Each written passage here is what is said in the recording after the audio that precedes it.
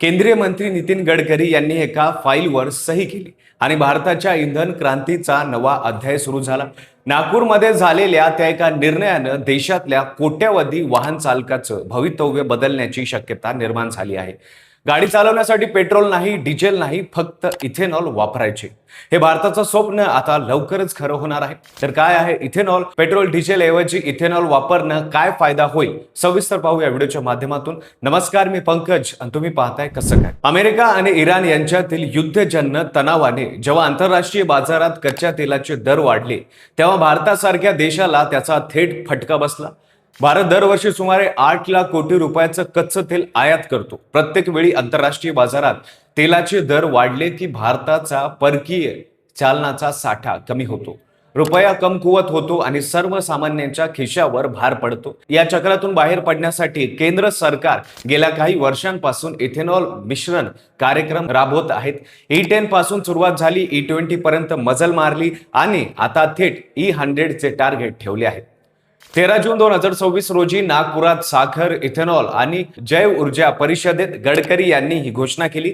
रात्री 8:30 वाजता आपण E100च्या नियमांची मंजुरी देणाऱ्या फाईलवर सही केल्याचं त्यांनी उपस्थितांना सांगितलं। सभागृहात एकच जल्लोष झाला, कारण हा निर्णय फक्त एका इंधनाच्या मंजुरीचा नव्हता, तो भारताच्या ऊर्जा क्षेत्रात पायावर उभा राहण्याच्या दिशेने टाकलेलं एक पाऊल आहे। E100 म्हणजे नक्की काय? तर सोप्या भाषेत सांगायचं तर E100 इंधनात 100% इथेनॉल असतं। पेट्रोलचा एकही थेंब नाही। इथेनॉल तयार होतं ऊस, मक्का, तांदूळ आणि इतर कृषी उत्पादनापासून, म्हणजे शेतात पिकणाऱ्या धान्यांपासून गाडी चालवण्याचं इंधन तयार होऊ शकतं। खरं तर E100 मध्ये 93 ते 95% इथेनॉल असतं। उरलेला भाग पेट्रोल आणि काही रासायनिक घटकांचा असतो, जे थंडीत इंजिन सुरू व्हायला मदत करतात। पण मूळ संकल्पना एकच, पेट्रोलची गरज जवळपास शून्यावर आणणं। या घोषणेच्या काही दिवस आधीच गडकरींनी मारुती सुझुकीच्या फ्लेक्स फ्युरियर चालणाऱ्या वॅगनार कारचं लॉन्चिंग केलं होतं। त्यासोबतच हिरो मोटरकॉर्पच्या स्प्लेंडर प्लस आणि HF डिलक्सच्या फ्लेक्स फ्युअर बाईक्सची सादर करण्यात आले आहेत। हे देशातले पहिले E100 गाड्या होत्या। आता गडकरी म्हणतात की Tata, Mahindra, Hyundai, Toyota, MG सारख्या 12 पेक्षा अधिक कंपन्या लवकरच फ्लेक्स फ्यूल वाहनं बाजारात आणणार आहेत। इथेनॉल वापरामुळे समोर आलेले आकडे हे शॉक करणारे आहेत। या इथेनॉल वापरामुळे आजवर 1 लाख कोटी रुपयाची बचत झाली आहे। शेतकऱ्यांना ऊस, मक्का आणि तांदूळ विकून 80,000 कोटीचं अतिरिक्त उत्पन्न मिळालं आहे। इथेनॉलमुळे कार्बन उत्सर्जनात देखील मोठा घट होतो। बेंगळुरूच्या IISc संस्थेच्या अभ्यासानुसार इथेनॉल मिश्रित इंधन वापरल्याने प्रदूषण तब्बल 88% कमी होतं। काही दिवसांपूर्वी दिल्लीत E85 इंधन लॉन्च करण्यात आलं होतं, ज्याची किंमत 82 रुपये 12 पैसे प्रति लिटर निश्चित करण्यात आली आहे। म्हणजे ते पेट्रोलपेक्षा सुमारे 20 रुपये स्वस्त आहे। E100 ची किमती अजून जाहीर झालेल्या नाहीत, मात्र ते पेट्रोलपेक्षा किफायती असेल असं तज्ञांचं मत आहे। गडकरींनी एक गोष्ट केली, त्यांनी हिरो सारख्या कंपन्यांना फ्लेक्स फ्यूल कन्व्हर्जन किट तयार करण्याचे निर्देशन दिले आहेत। याचा अर्थ असा की ज्यांच्याकडे आधीपासून वाहन आहेत त्यांनाही भविष्यात ते वाहन E100 सारखे बनवता येणार आहेत।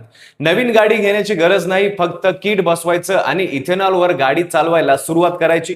हे जर खरंच करता आलं तर सर्वसामान्य माणसांपासून मोठ्या मोठ्या उद्योगधंद्यांना याचा फायदा होणार आहे। फ्लेक्स फ्यूल वाहनांचा बाजार 2025 ते 2030 या काळात दरवर्षी 15% वाढेल असा अंदाज आहे। विजेच्या गाड्यासाठी लिथियम बॅटरी परदेशातून आयात करावी लागेल, पण फ्लेक्स फ्यूल इंजिन संपूर्णपणे भारतात बनवता येईल। म्हणजे रोजगार निर्मितीच्या दृष्टिकोनातूनही हा निर्णय महत्त्वाचा ठरतो। मात्र या निर्णयाचे सगळेच स्वागत करत नाहीत।